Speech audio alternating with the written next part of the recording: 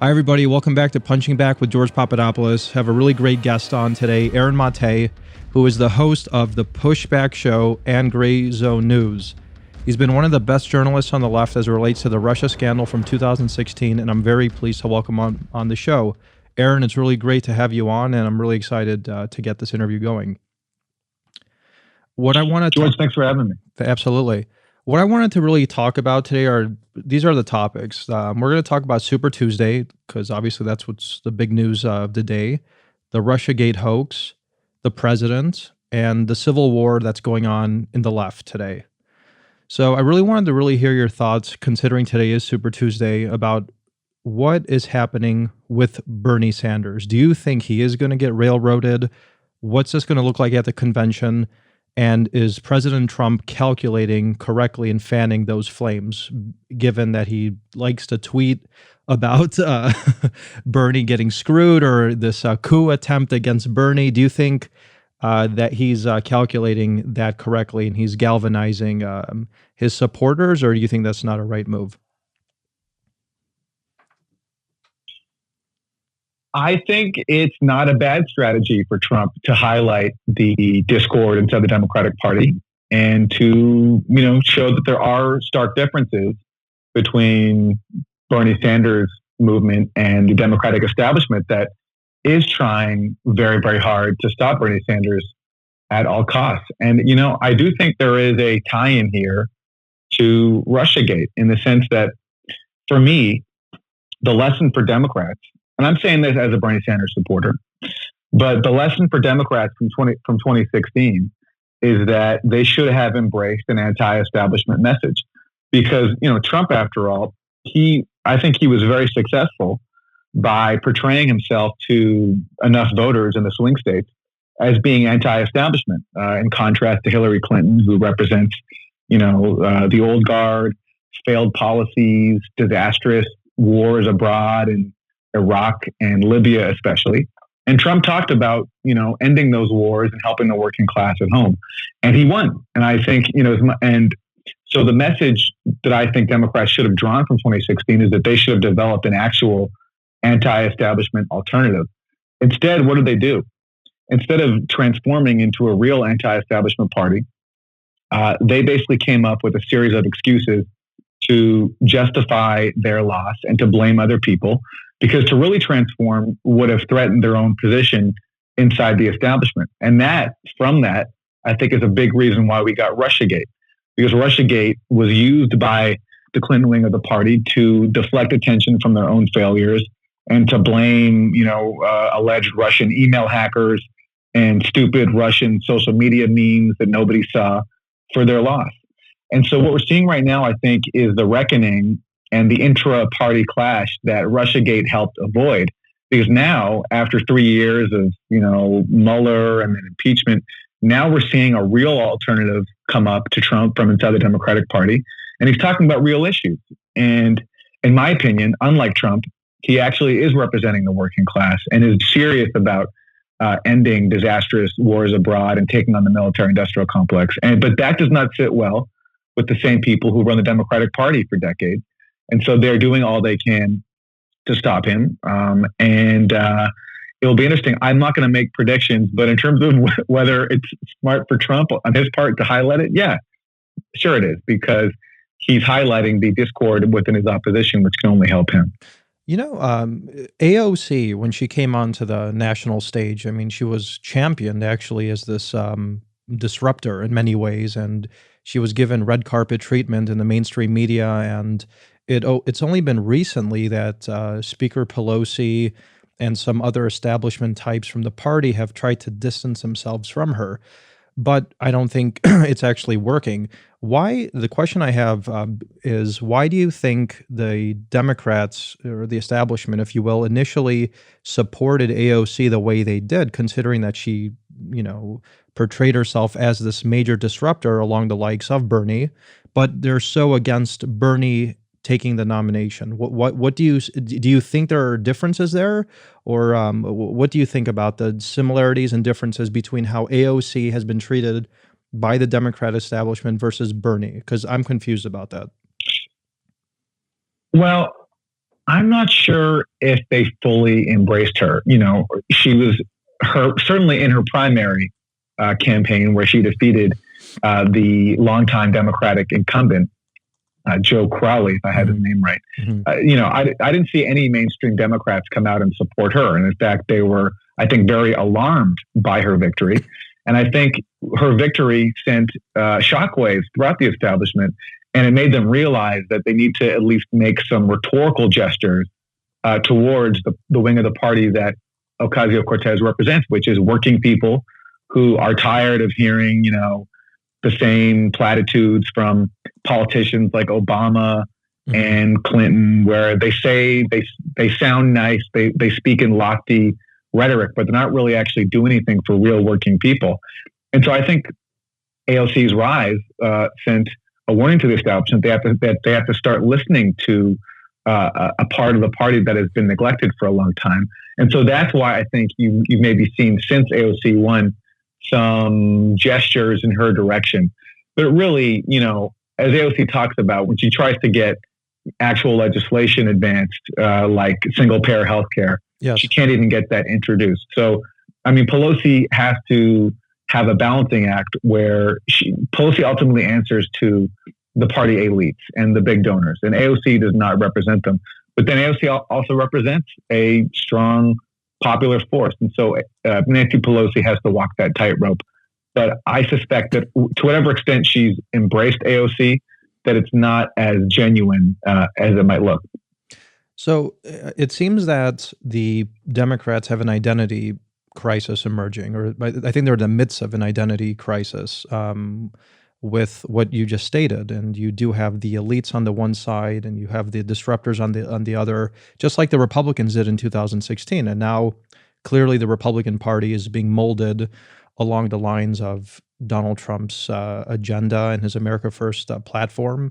Whether people support it or they don't, that's the new face of the Republican Party. What is the identity today of the Democrat Party, considering that there is so much confusion as to what direction to take, who to support, whether the big donors support one candidate versus the masses who support others like Bernie and AOC.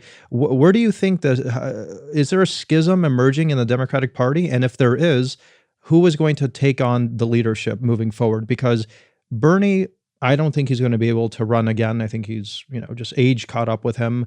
Biden, I think now is the youngest person, they said, running for the presidency's office, and he's 77, or Donald Trump will be at 72.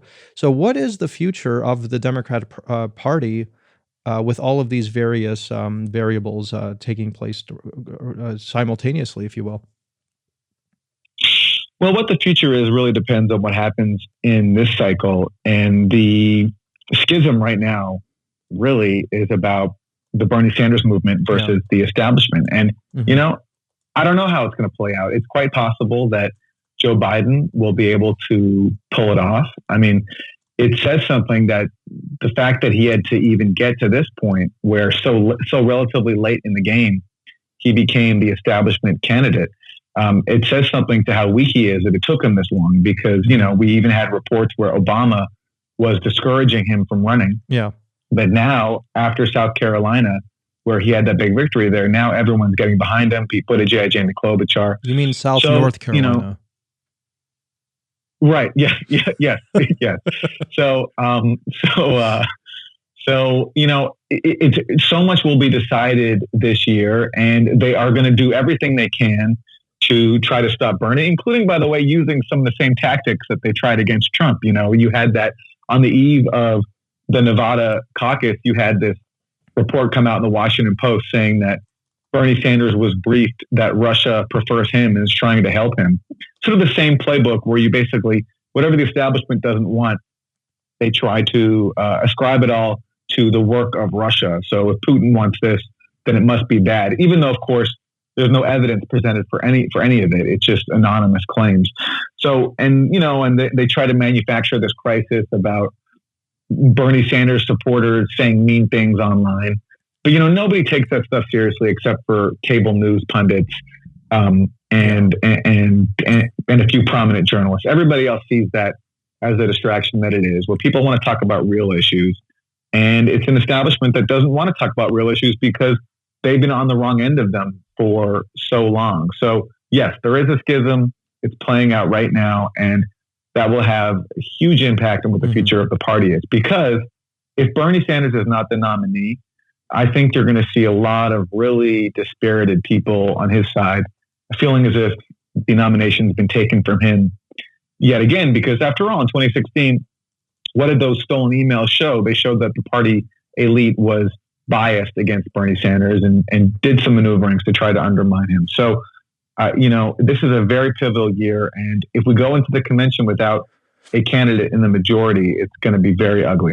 I agree, and you mentioned the Russiagate hoax, and I think that's a perfect segue into this next question I have for you. Actually, so if any of the Russiagate hucksters are to be actually held accountable in the slightest, I predict that the atom shift left, considering we're talking about the leadership of the left and the various parties, so we'll categorize the atom shift left for this particular question.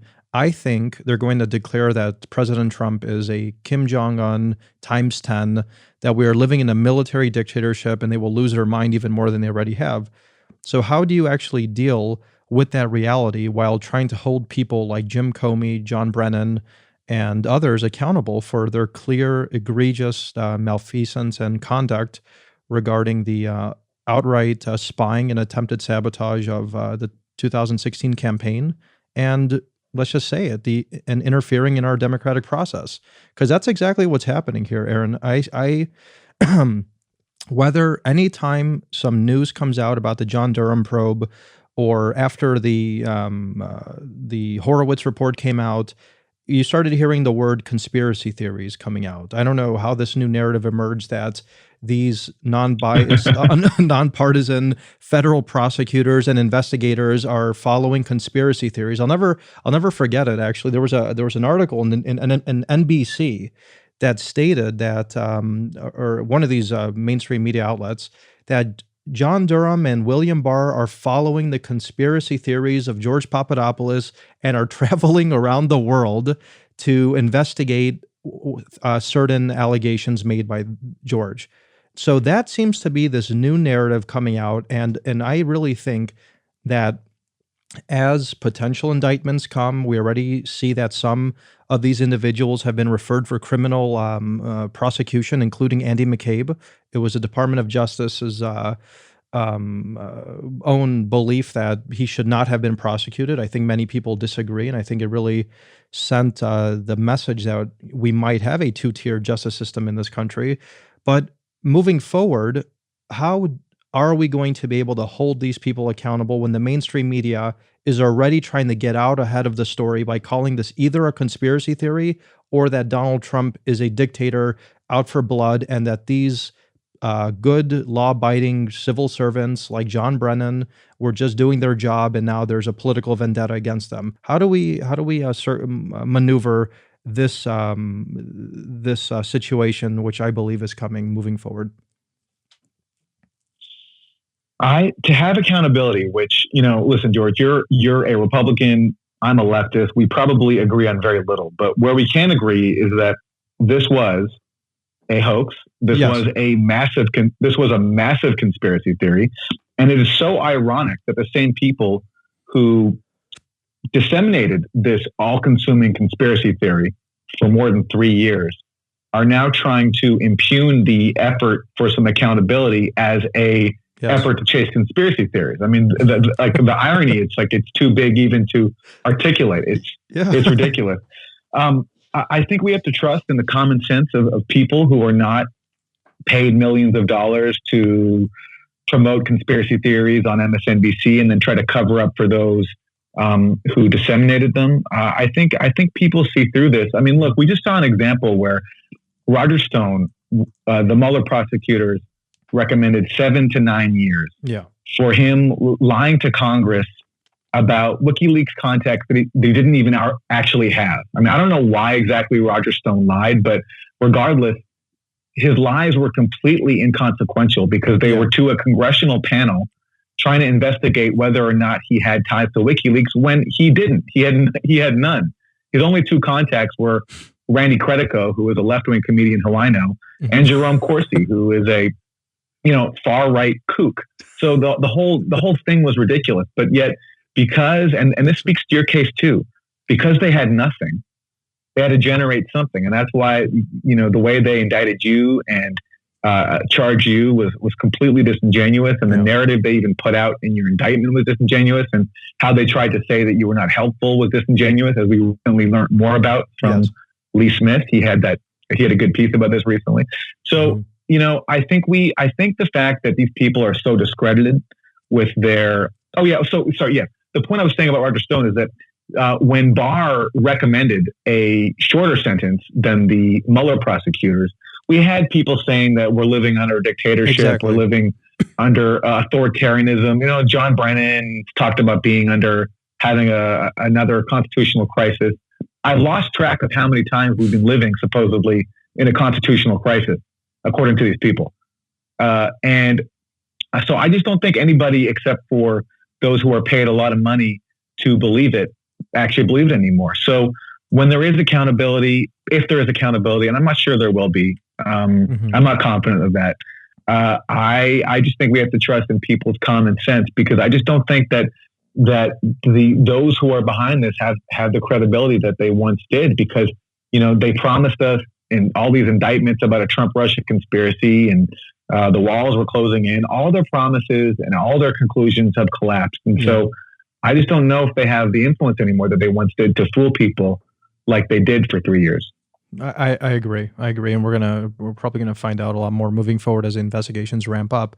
You did mention WikiLeaks, so I wanted to ask you what is going on currently with Julian Assange and his current legal situation, especially as it relates to the future of journalism and national security issues. Do you have an opinion about how he obtained the DNC emails in 2016? And what do you think about his case and the impact on reporting national security issues moving forward? Well, there's so much to say here. First of all, just since we're talking about Russiagate, the Assange case is one more example that just underscores how stupid Russiagate was. Yeah. Because for this entire time that, MSNBC and CNN were speculating that Trump and WikiLeaks secretly conspired via Roger Stone, Trump's CIA was actually spying on Assange and the embassy, and now they're trying to cage him for the rest of his life.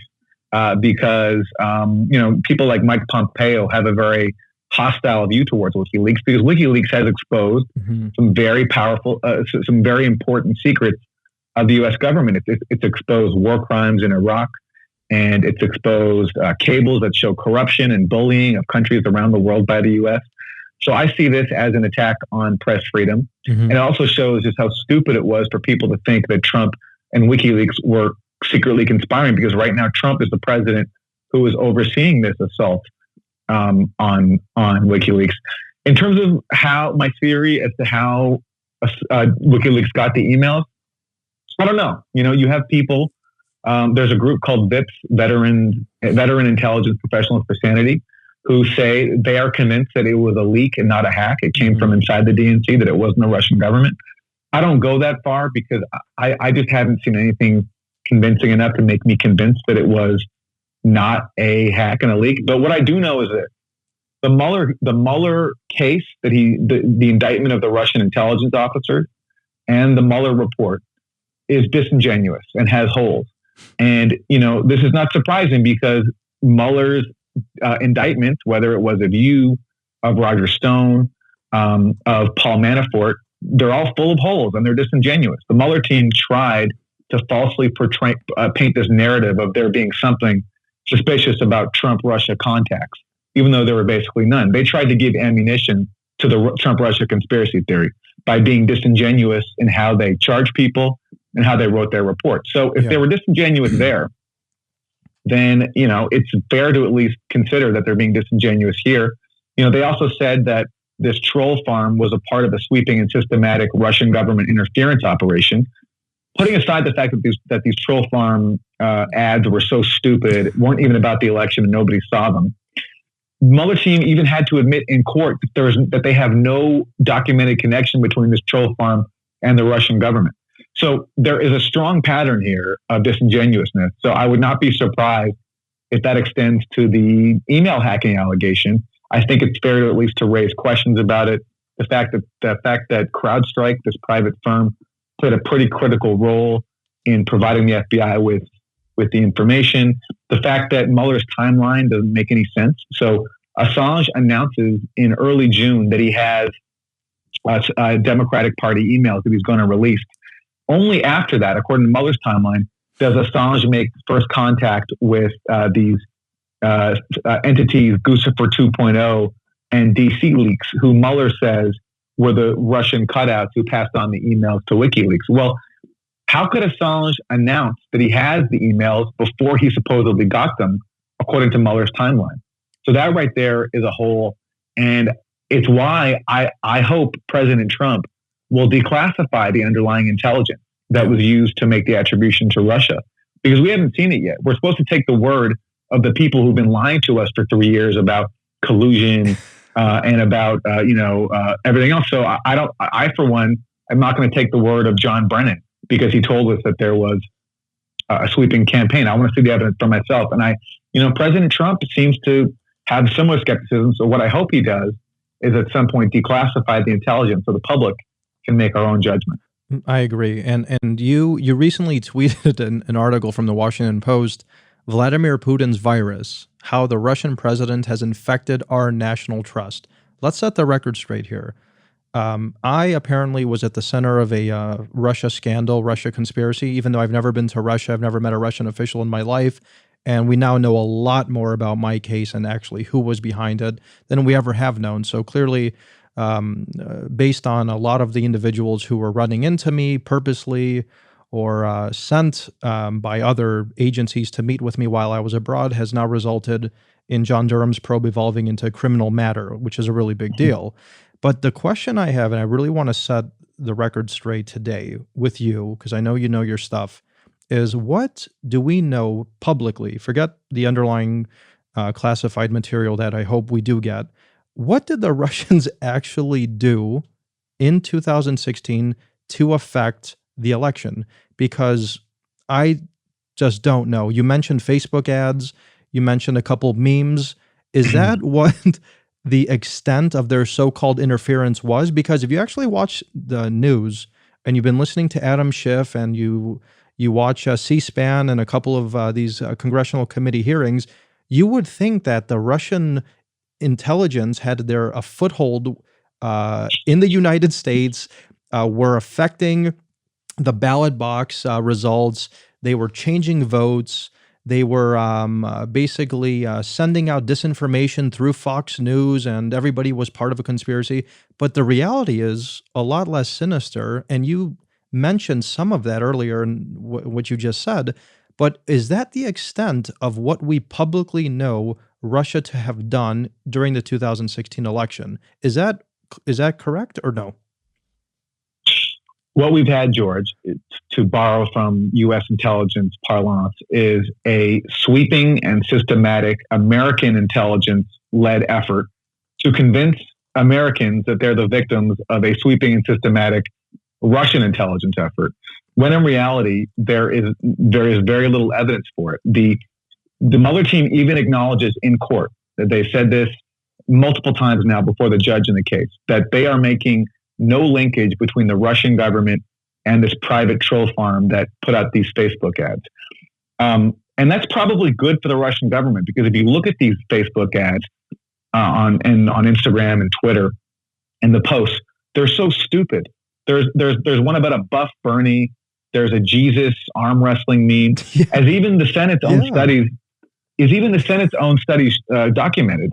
It's in the Senate report on this, that most of the ads had nothing to do with the 2016 election, and most of them ran even after the 2016 election. But yet, according to Adam Schiff and the narrative that's been adopted across the media, they basically want people to believe that these ads that had nothing to do with the election and mostly came after the election somehow swung the election.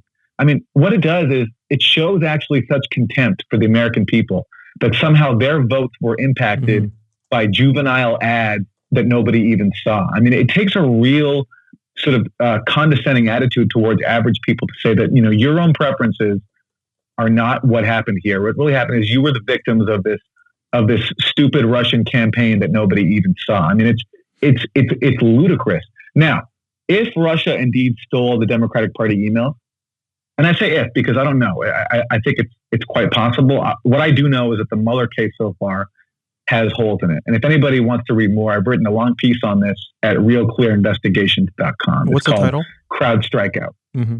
It's called Crowd Strikeout. Okay. We'll check it out. Crowd Strikeout. Yeah. So, so if Russia indeed stole those emails, I think you can argue that did have an impact. I'm sure some people, if they took the time, read the emails or read the news accounts about them, and there was some news coverage, and they said, geez, this Democratic Party is corrupt, or they rigged it against Bernie. I'm going to vote for Trump in protest, or I'm going to sit this one out. So I think if it's proven that Russia did steal the emails, you can say that they had an influence there. But this notion that American voters were fooled by this sweeping and systematic Russian intelligence operation, when even Mueller admits that the troll farm has nothing to do with the Russian government, and when you look at the actual content of these stupid social media posts, I mean, it's ludicrous. And what it shows is that the real interference effort has been that from government officials and their media partisans to convince people that they've been, hoodwinked and swayed by Russia. Well, we know now that it was a hoax, and I'll take it a step further, and I do call it a conspiracy, actually, because based on new evidence that's coming out about particular individuals who were associated to my case, the foreign governments that were behind them, and just small little tidbits of information that are being released from what John Durham is actually looking into, it does look like this was a pre-planned, orchestrated counterintelligence trap that was laid out for the Trump campaign to make it look like we were dealing with Russians when we clearly were not, for whatever purpose that would be. In my opinion, in case Donald Trump was elected president, it would create a pretext to handcuff him and not allow him to properly govern the way he did want, and not only in domestic affairs, but also foreign affairs, including the U.S.-Russia relationship. So and I've been saying this for a long time. I think I will be proven right, but I really think this goes even further than just looking into this hoax, and that's the future of the U.S.-Russia relationship itself. We know that Russia has been characterized as this bête noire, this black beast that has just tried to hijack our democracy. But now, as you just stated, that's not really what happened. And we know that there was a lot of other stuff going on here. Do you think that this could open up a new chapter in U.S.-Russia relations for the better now that we have hindsight to look into? What do you actually think about the future of the U.S.-Russia relationship with all of this that's happened? And I'm very interested to hear your thoughts on that.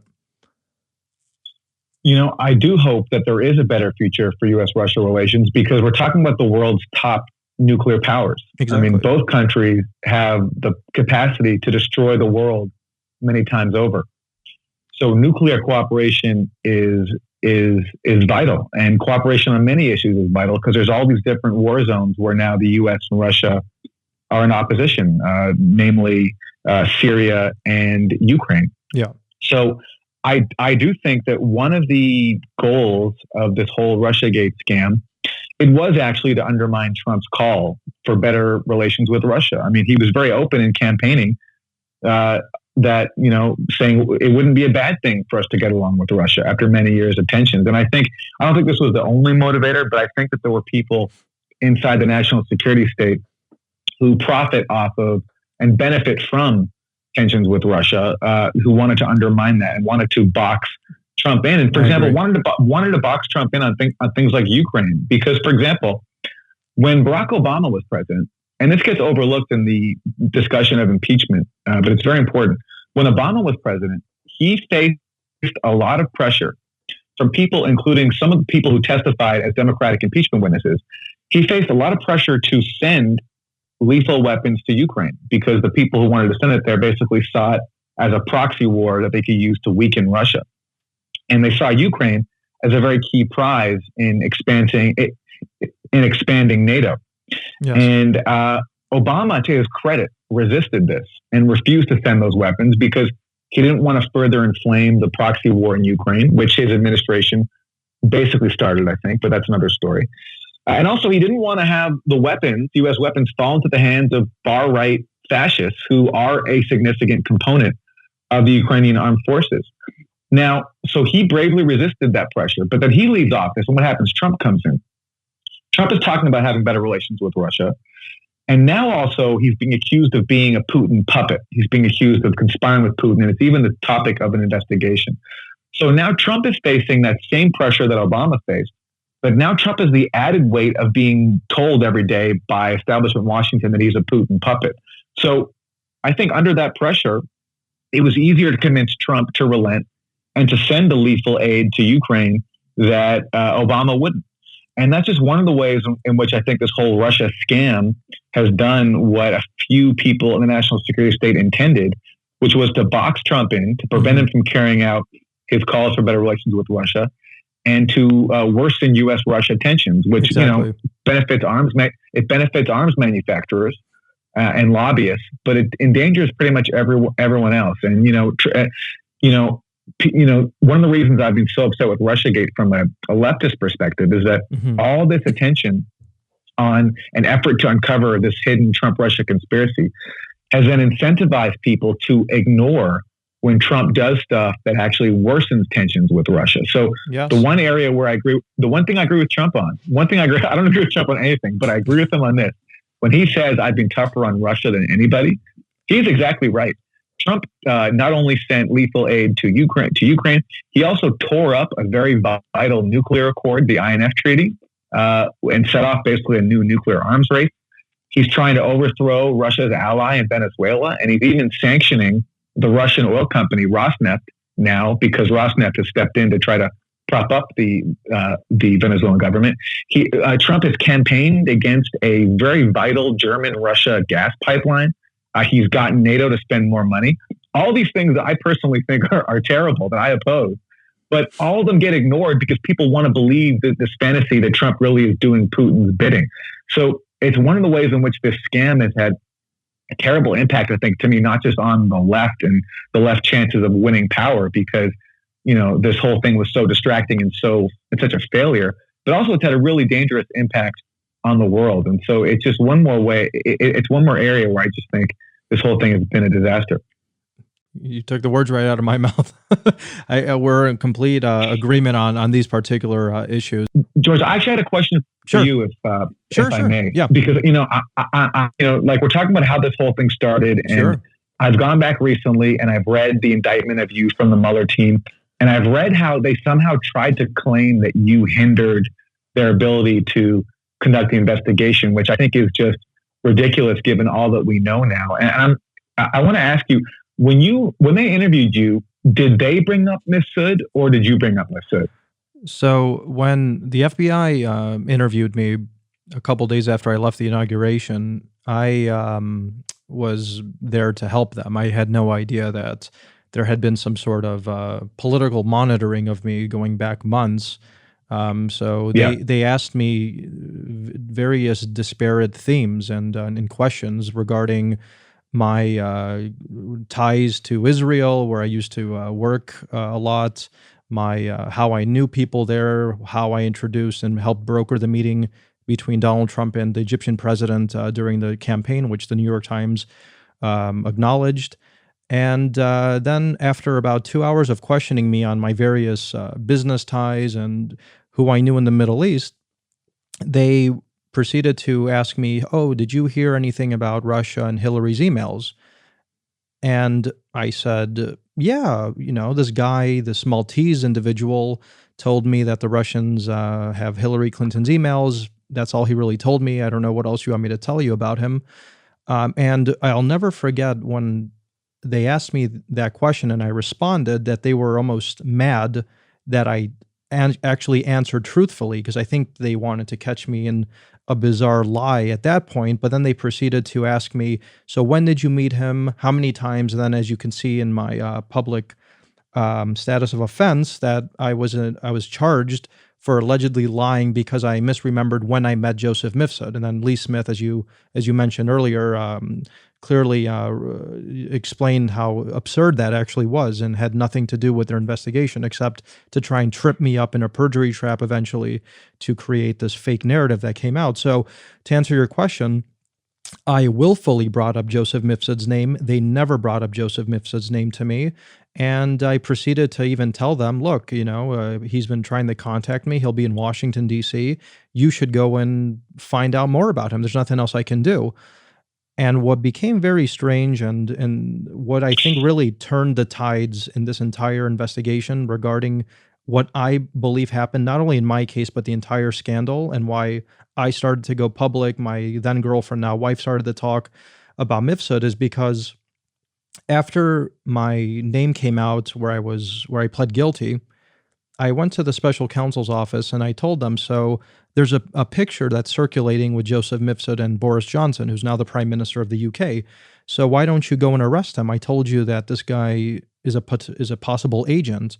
And the FBI looked at me and basically told me that, and started laughing almost, that you should have worn a wire against him and none of this would have happened to you.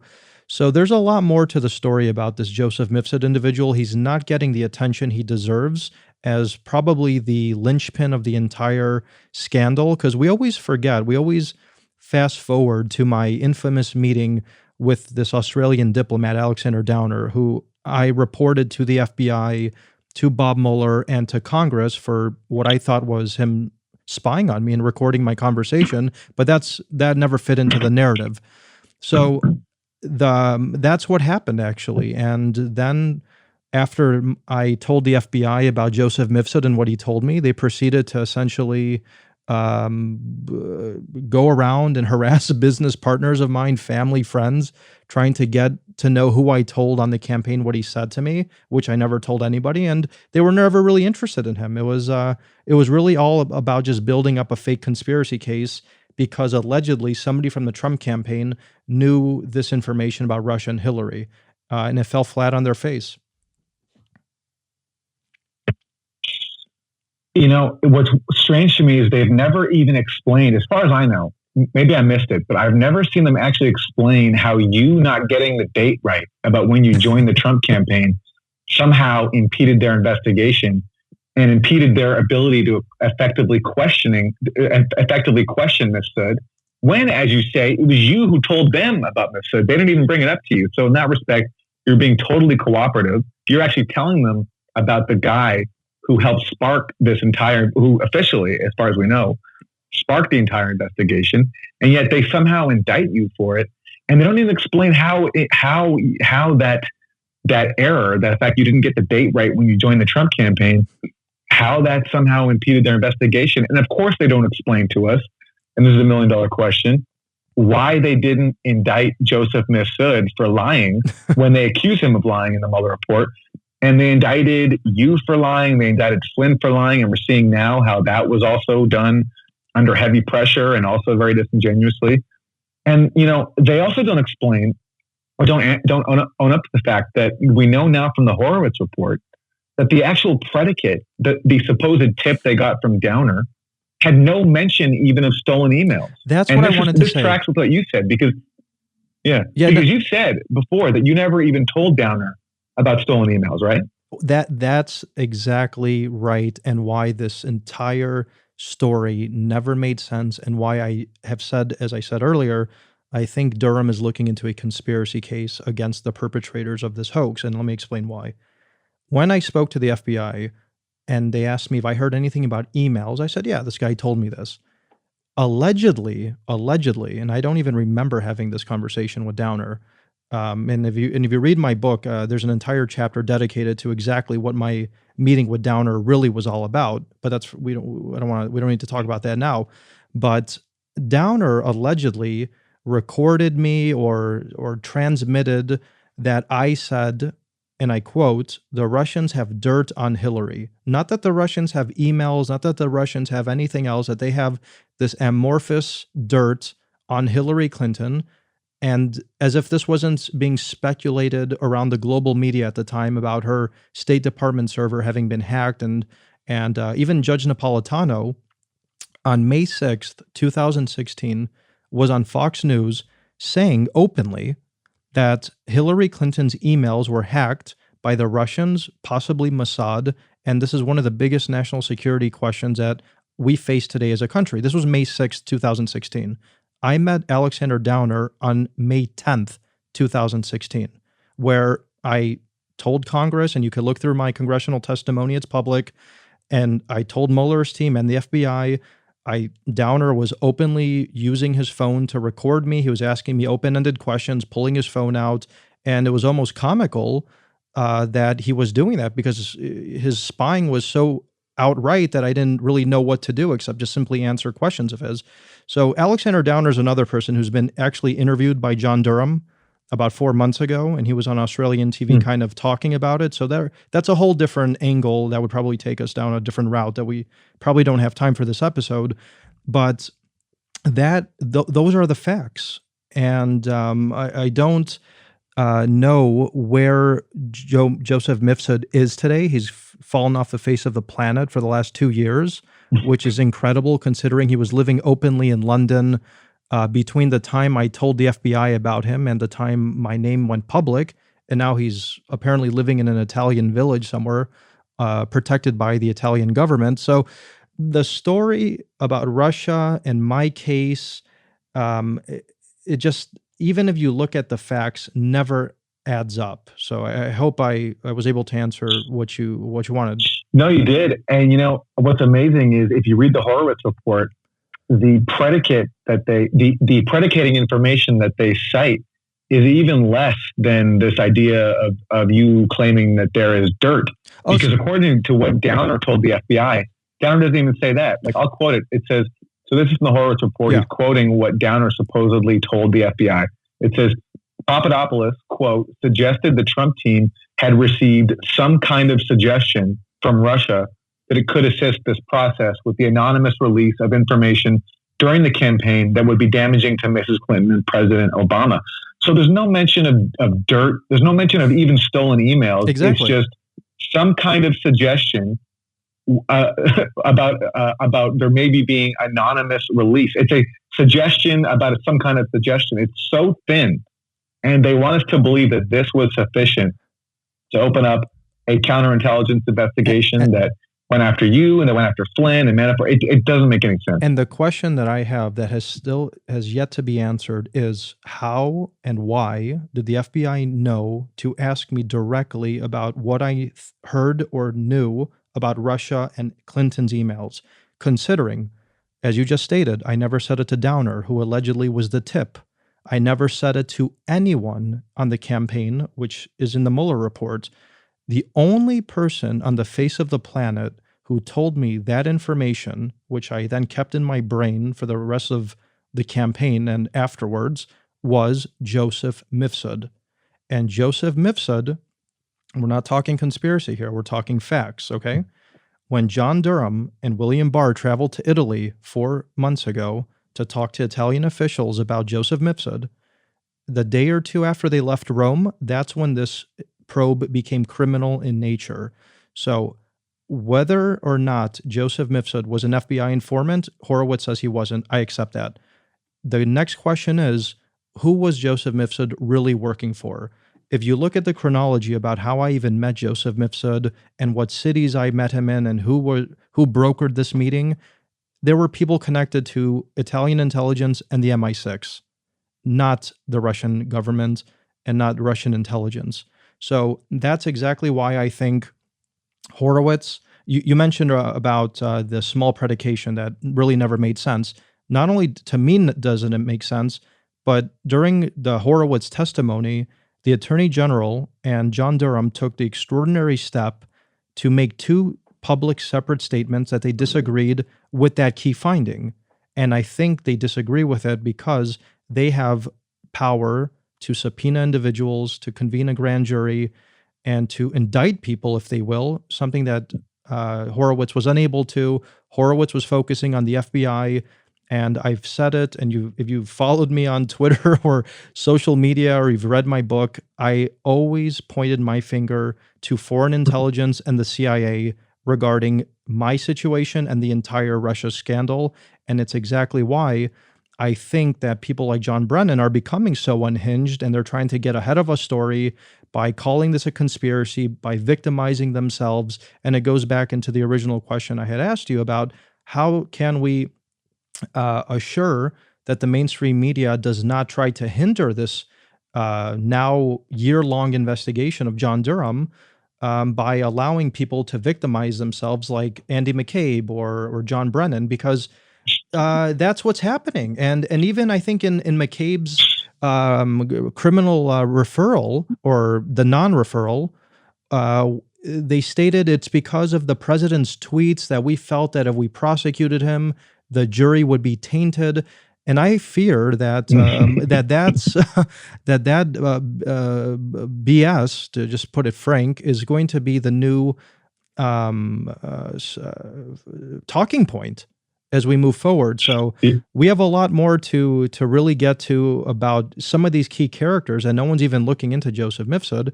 And we just have to make sure that the media does not impede this very important investigation. And somebody like you, who is in the media and has a different perspective, it's very interesting to hear your perspective on this, because I think it's very important. Well, one thing that's funny, and I'm not even sure what we mentioned yet, is that one problem in having, minimally honest media coverage of these intelligence officials is that these intelligence officials now literally are the media. Exactly. So Andrew McCabe is now a CNN analyst. John Brennan works at MSNBC. James Clapper, he's at CNN. You have Andrew Weissman from the Mueller team. He's now at MSNBC. Exactly.